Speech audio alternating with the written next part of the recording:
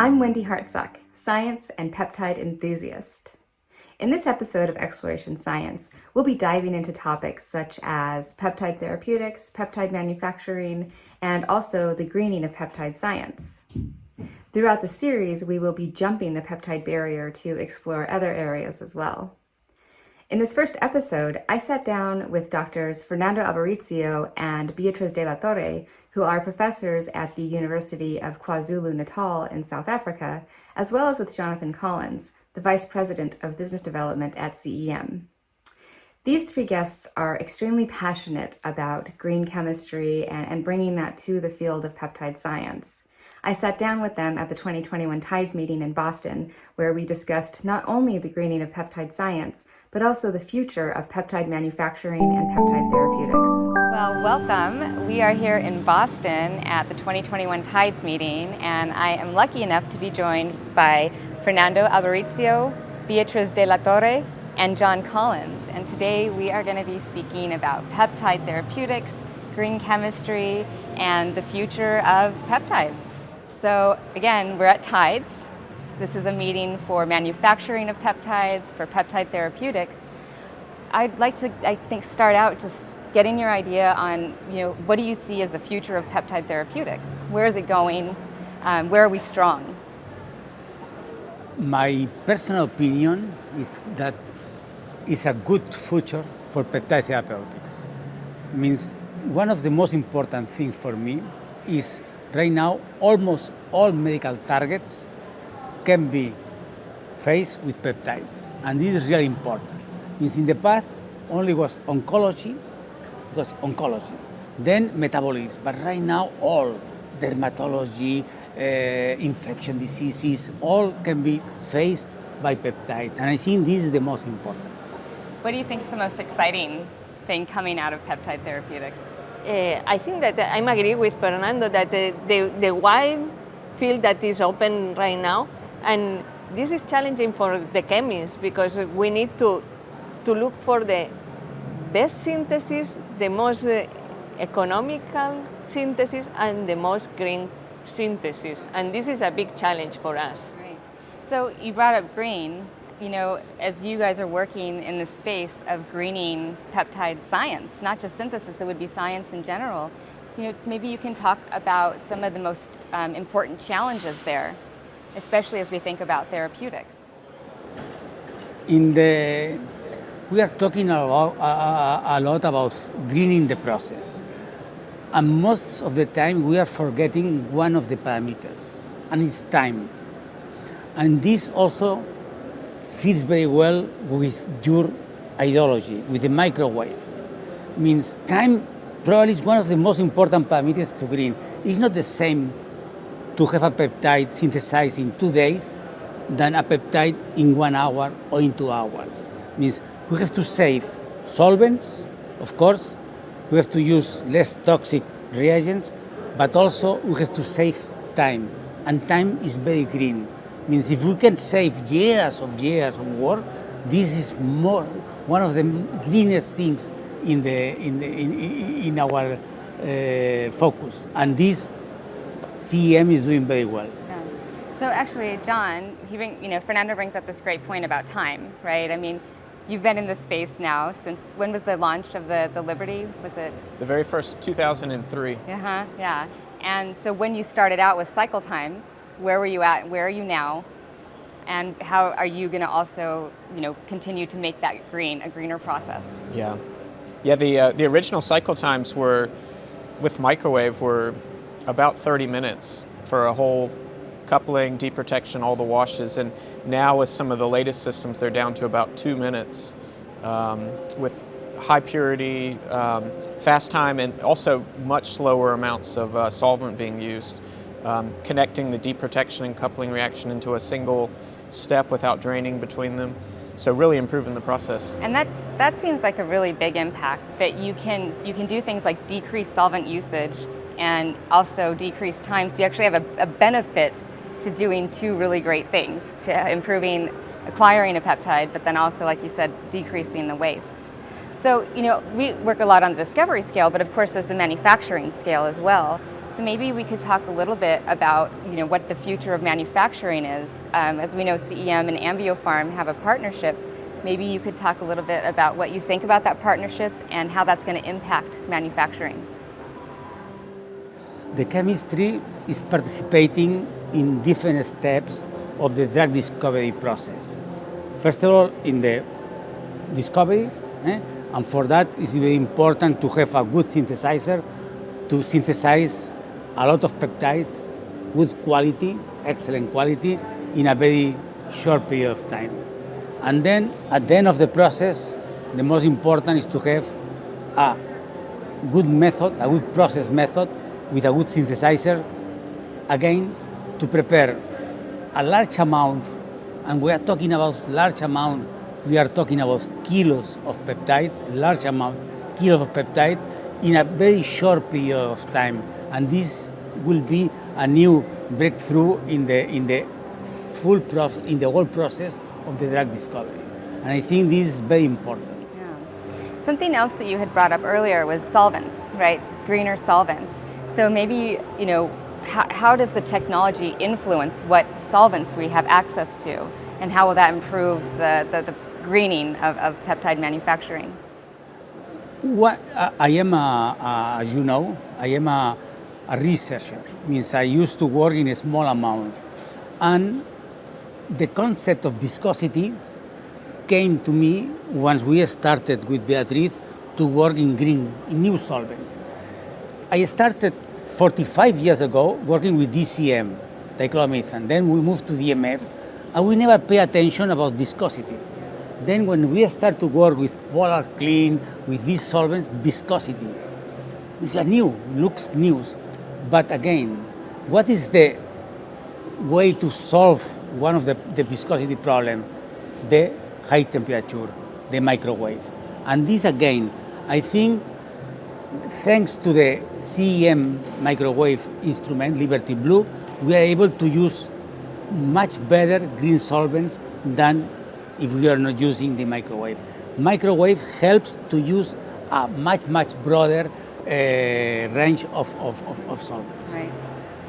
I know you've been working with refractive index, trying to monitor the entire process. Yeah, because can you talk about that? One important thing is to be able to monitor the synthesis, because sometimes I don't know in large scale because I'm working in lab scale, but sometimes you are doing the synthesis, at the end you don't have the desired peptide. Then if you can monitor the synthesis along the process, you can see that there is some failure. Then it will be a lot of benefit for the large scale. So, John, when you're doing the translation from that sort of discovery scale, maybe personalized medicine scale, up to the scale up where you're at, 500 grams of peptide, where are the big benefits by having that direct translation from your Liberty Blue to your Liberty Pro? So they work really well together because you can optimize very quickly on the Liberty Blue scale, work out optimal conditions. In each of those runs being so quick, you can get a series of runs done very efficiently. And we found it's pretty direct to go from the Liberty Blue to the large scale with the Pro. We have a direct translator on the time and temperature of the methods.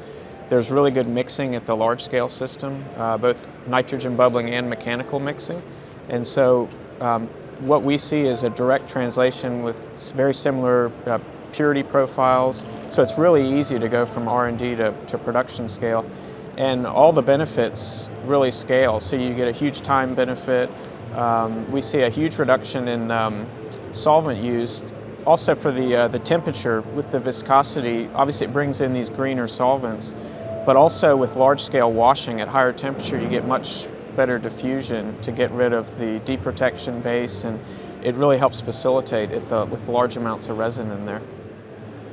And of course, I agree with John, but also the ureas. Sometimes we are using carbodiimides as coupling reagents, and the ureas are not soluble. But again, the microwave system helps to remove the urea, because sometimes one of the problems is the presence of ureas, and they are blocking the system, and then they have problems for filtration, all these kind of things. Microwaves also helps to remove the ureas, to solubilize the ureas.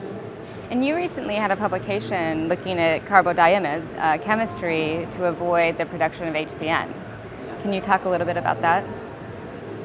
We are working for many, many years in additives, in coupling reagents, and we came also, I think was 13 years ago, with the OxymaPure. OxymaPure is an excellent additive for carbodiimide chemistry, and also in a standalone coupling reagent as COMU or HOTU or TOTU or Pioxim, excellent moiety. And in one of our synthesis, we realized there was some problems, but we didn't pay attention. We think that our Oxyma was too reactive. And then 2 years ago, colleagues Lily and also in polypeptide, they discovered that they are making a reaction, the isopropyl carbodiimide, the AC with Oxyma. And they are the release of some ACN. And right now for us was also important this finding, and we invest several months to try to find a totally safe carbodiimide that is equal of DIC, but they don't react with OxymaPure. And we came with the terbutyl ethyl carbodiimide. Same properties in chemistry properties of the DIC, but they don't react with OxymaPure. And if you allow me, please don't ask me why don't react with OxymaPure, because I don't know. It means even it's simple organic chemistry, but we are working on that, but there's something that is missing. It's the idea of primary, secondary, tertiary carbocations. It's very, very simple organic chemistry, but please don't ask me this because I cannot answer. I will not ask you that. Thank you. You know, so both of you are very obviously passionate about green chemistry, about greening peptide science. Are there challenges when you talk to, big companies, especially discovery versus manufacturing? Are those different challenges to try to get folks over that barrier of actually doing green chemistry? So, kind of, what is your experience? What are the challenges of having a company take on the green idea? In the production, in the drug production, the problem is you cannot change the production method. Means if you start, you have all the files, the DMF, you cannot change. And then I think to green the process will take years. Means we have to start by research, and then the first kilo should be with green solvent, with green reagents, and then we'll move to production. But people working in production knows that we cannot change from one day to another day the method of production. The GMP is important to change the method, but I think that they will do, because the rules will be changed. The governments will put rules every day more strict about waste, and okay. What about you, John? As you've been, talking to different companies about bringing in these green concepts, what are the big challenges that you're seeing? Yeah, it's a lot of the challenges too is to how do you get an idea. At the end of the day, you need to be able to make your peptide in just as good a purity and costs do become important at the manufacturing scale. So a lot of the ideas that start out in the R&D phase, unless at the end of the day they can really get you the same quality product, they do struggle to make it into the manufacturing process. But I think there's never before been a more openness to and like sort of a desire to bring in these green processes. But I think that's a challenge that's on us, and a lot of the great work that's been done is to really take some of the green work but keep pushing it and improving it so that you can at least match the synthesis quality of using other solvents or other coupling reagents. And I feel like it's really getting to that point now. Right. Some of the things are subtle, some improvements that have been made. Some of the recent work with Tamisolve and the way you put the order of the coupling reagents to go in to account for viscosity. Some of the great work that you had done recently. There's some subtle things that are real important, but they're really bringing up the purity of peptides. And we're seeing examples now of long peptides in our lab, we've done up to about 75 amino acids, all green methods, and I think that's going to make a big difference for peptide cosmetics, and especially on new chemical entities where people are looking for brand new manufacturing processes. I think these could come in pretty immediately. Sure. So you brought up NCEs and peptide cosmetics. So you have this partnership, well we do, CEM has a partnership with El-Faham. So how do you think that's going to is that going to lower the barrier for some of these labs to move to green chemistry? Is that a hope that you have for that? I think so. We've been asked for a number of years from people for green processes, contacts we've had in the industry, and so I think as long as we can deliver, and at the end of the day they can receive their peptide at the scale at a reasonable price, but to have free of these CMR solvents, that would be a major importance to a lot of these people. And even outside of cosmetics, for really any NCEs, I mean, it's just a good thing all around, and I think everybody would like to see it. Yeah. So when you think about green chemistry and your goals, right? You have a vision. What makes you excited? Those things. Where do you think are going to be the biggest short-term achievements, maybe in the next few years, that you'll see, versus long-term achievements? Right now, we are trying to adapt the old chemistry, very efficient chemistry. This means FMOG protection groups, servitude protection groups, with the green chemistry. And maybe the big challenge is to change the rule of the games. And then to have to develop new protecting groups or pseudo protection, and to make this compatible with water. Because I think this is the big challenge, to make a new rules of the game with water compatible. And again, for that, probably the microwave will be also one of the key of the new. This will take years. Will take years. Means FMOG chemistry took 20 years to be adapted. It was developed by Luca Arpino in 1970, the first paper, and took to the 90s to be adapted. Means this will take years, efforts, but for us, for our lab, we will love to work. We are working on that, and there are other labs around the world. It is important to say that peptides in all the 6 continents, people working in peptides is very important, and there are another labs who will work on that. But this is the big challenge. Okay. Yeah, I think that we have to put 2 terms. The short term should be reduce the waste and make, as Fernando said, as green as possible the monomers. That's one. But then when this is achieved, the second is to recycle. Ah, yes. Then recycling, we will reduce again the waste. Then, but this should be long term. First is reduce the waste and then recycle the waste. Okay. Absolutely. Because, may Yes, a please. question to Of John? course. Will it be possible in your system to recycle not to reuse? No, it's not recycle, to reuse the piperidine solvent, and maybe you can use always the same one. Maybe you don't need to fresh. Yep. Because at the end the piperidine is removing the smog, is making the adduct, and maybe you can reuse in the same synthesis, always Yeah. the Yep. same Right. mixed. I don't know. It's a crazy idea, probably. Absolutely. Yeah, where you can selectively divert things and then have them come back in. And there are strategies where you can take like certain wash steps from previous cycles, wash waste, and use them for subsequent cycles.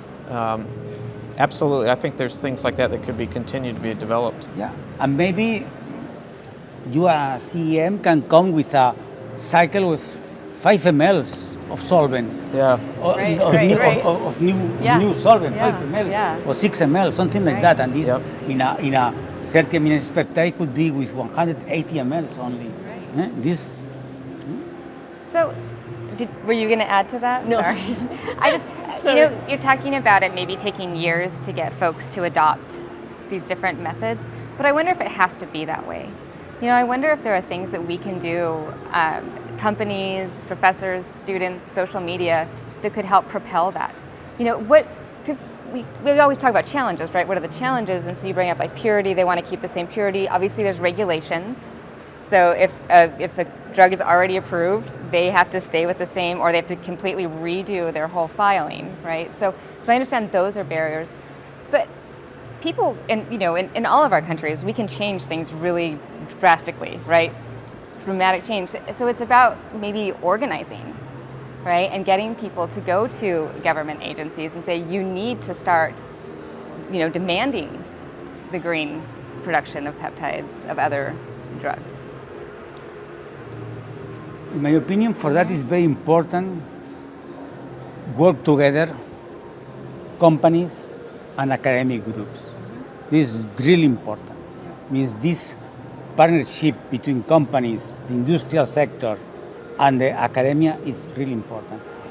If we work together, we can achieve whatever we want. And I think that we have to add another, is the government that favors that everything was implementing along the time. And also, in the same idea of Beatriz, means sometimes the chemistry has not good reputation. And the governments have to also explain people that we are here, and we are here very comfortable thanks to the chemistry. Yeah. Thanks to the chemistry. Right, And some people, they don't know that. And this, as Beatriz say, government, industrial sector, and academic sector, we have to work together to green our life. Yeah, definitely. So maybe one last question, unless you have more, I wanted to ask their perspective. You're in Africa, you're in Spain, you're all over the globe. Where do you think the most likely places to change first? Is it going to be Europe? Is it going to be America, Canada? I'm asking you to throw on, your futuristic hat there, your predictive hat. But I'm just curious, as you talk to folks, where do you think that change is going to happen first? I don't know what I to don't answer. know. This is a difficult. You promise difficult questions, and this is a very tough. This is a very tough question. Yeah.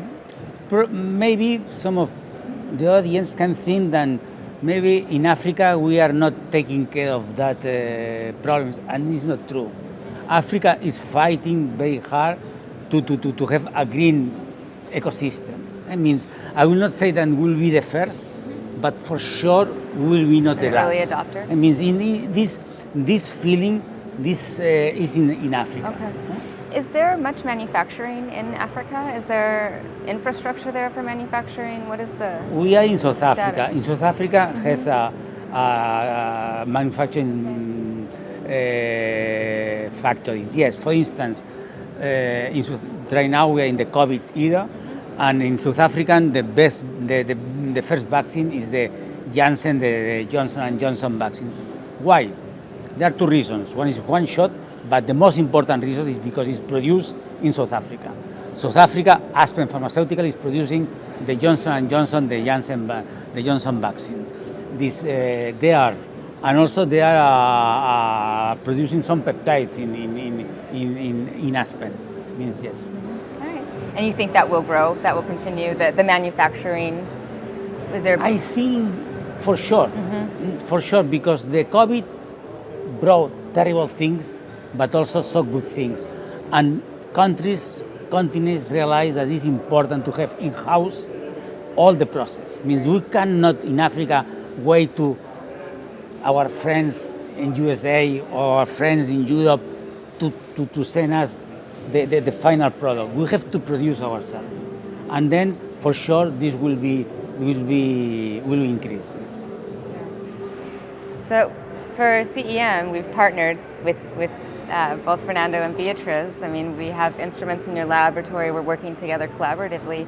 What do you think is going to come out of that? Again, I would ask sort of short term, more immediately. What do you see coming out of that collaboration?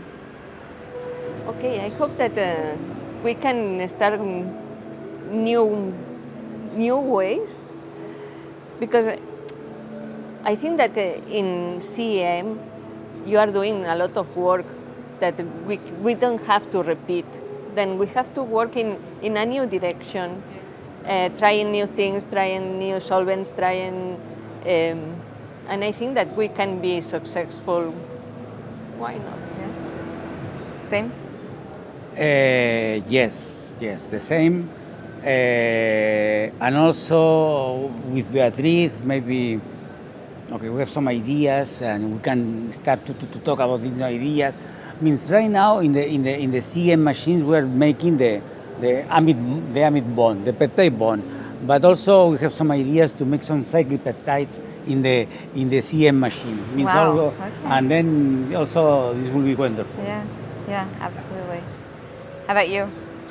So I'm very excited. Yeah. I think working with the two of you has been just very amazing. I've learned a lot and have really enjoyed it. And I think it's going to be, over the next few years, we have the opportunity to continue to make longer, more difficult peptides. Really now we're working a lot more on scale up together and also looking at the whole process outside of just the synthesis, but even then the purification and bringing that in and all steps to the final process. I think there's a lot left to be done, and I actually think the speed with which we're working, it feels like it's picking up, where there could be a lot of innovation here in the next few years. So I think it's very exciting. All right. Well, Sorry, oh, yeah. I'm really No, excited I'm- to start this to is the work best. in the purification step, because it's nothing done right now, and it's a very important step because it's also a lot of solvents that are waste, and also you lost a lot of product that you are producing. Yeah, Then it's a key. absolutely. That's a really good point, because you have these two different processes that feed into each other in terms of greenness.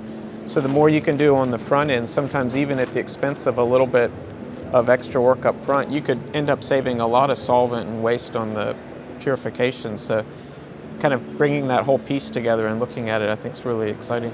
Yeah, having a holistic view of the whole process. Yes, Yeah. it's Yeah. because as Beatriz says, synthesis is important, but the purification is key, and because you can ruin the synthesis if you are not able to purify, and sometimes this is the problem. Oh, yeah. In the small in research to have the 2 or 3 milligrams for biological tests, but in the large scale to have from to 70% to 75% is a lot of money there, and a lot of reagents, a lot of solvents. Means again, to be green is to increase the yields of purification, and if we are going to increase 5-10% of the overall yield, we are doing the process much greener. Yeah, absolutely. I mean, as we're getting into this partnership where you have this, production of peptide NCEs and also cosmetics, does that also open up the space to more difficult peptides, to more diverse peptides? I mean, what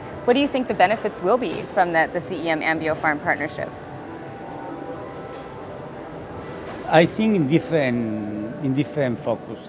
First of all, of course, cosmetics. Cosmetics, for several reasons, needs to work in the greenest atmosphere. Also, cosmetic is a small peptide, and the price of the peptide for cosmetic in the market is much lower, should be much lower than in the pharmaceutical. In that case, they require a more efficient synthesis, cheaper and more efficient synthesis. Cosmetics for sure. And then, again, large peptides, complicated peptide with a structure. Means this is 20, 30 years ago was unthinkable to have a peptide of 40 amino acids in the market. Right now, John mentioned 70 amino acids in research, but maybe in a few years, these 70, 75 amino acids will be in the market. And for that, it's not possible to do the classical chemistry, room temperature. We need something else. And then, not in research, in production. And then microwave came in this game. Right. So that's something, when I first started in peptide, so that was 2005 with Jane Aldrich. we said, okay, it's 50 amino acids or less, that's a peptide. That was our generic cutoff, right? And, people would say, okay, well, then it's a protein after that. Well, as we're getting into making these 70 mers, 100 mers, does that matter, that line, that threshold between peptide and protein? Are we all really just peptide chemists, even if we're making proteins? There is Steve Ken. Yeah. They have a very nice synthesis of insulin, a chemical synthesis of insulin. Of course, insulin is a bad competitor because the price of insulin is very difficult to fight against this price. But for sure, we have some proteins, 70s, 80, 100, that will be chemically. There are no doubt about that. Also, technology is helping us. Microwave is helping us. The new purification methods helping us, but also the new analytical methods. And then the analytical methods also are helping us to have in the market peptides with 70, 80, 90 amino acids. And chemistry is not so bad in compared with biotech, because also we have side reactions, but also they have side reactions, aspartic, asparagine, this kind of thing. There is not free of side reactions. That's right. And I think we are better, our position is better to fight against our chemical side reactions. Great. Anything else that you wanted to? Yes, Oh, yes, you do. if you don't mind. No, Means, I keep going. Fernando now is excited. Yeah, that's good. I'm excited. That's good. When I I'm love talking it. about things that I like, Yeah, I'm very yeah. excited. I like this moment to thank to not the Collins family, of course, the Collins family also, but the CEM family. On behalf of our students, not on behalf of Beatriz and myself, and we always thank to you. Our students are very proud of this collaboration with CEM. Means students prefers to work in a project in collaboration with you than to work in a crazy idea of Fernando or Beatriz. They feel much more important in a collaboration with companies, and with CEM they are very, very happy to be able to use the instrumentation, to use new solvents, to short time the times. And even right now we are working in a paper. It's not with the synthesizer, but the idea of the paper came from the use of the synthesizer. It's a methodological paper, and it came from the use of the synthesizer. Using the synthesizer, we realized that we learn from the synthesizer. People say that, no, the synthesizers learn from the manual synthesis. In that case, the manual synthesis learn from the synthesizer. And students are very, very happy, and on behalf of our students, thanks to the CM family, and of course, John and Mike, and you, Wendy, also, for this great opportunity to work together. We feel, if you don't mind, we also feel part of the CM family. You are. Thank you. Yes, absolutely. No, I'm very proud to be with CEM. I'm very proud to be able to work with the two of you. I cannot wait to meet your students live at a conference. I think that'll be really amazing. Maybe a parting thought on our end. I think it's just been a wonderful privilege to have the opportunity to work with both of you and many of your students in your labs. And I can remember the first time we met actually here in Boston almost 20 years ago, and how far we've come since then. Some of the original work, and just over the years talking with both of you has been a real pleasure on science and just everything, and just a real openness, which I think we share, to not just do what was done in the past, but to really look at how can we learn things from the past, but constantly innovate and change. And I think that culture, I really enjoy working with you both, and It's our pleasure. It's wonderful. It's wonderful for us too. Yeah. Well, thank you both so much for joining John and I in this conversation, and there will be many more to come. This is just the beginning. Thank you for tuning in to our first episode of Exploration Science. We welcome your comments and your feedback on this topic, as well as suggestions for future topics. You can also find this content available as a blog post as well as a podcast by using the links below. Thanks again for tuning in.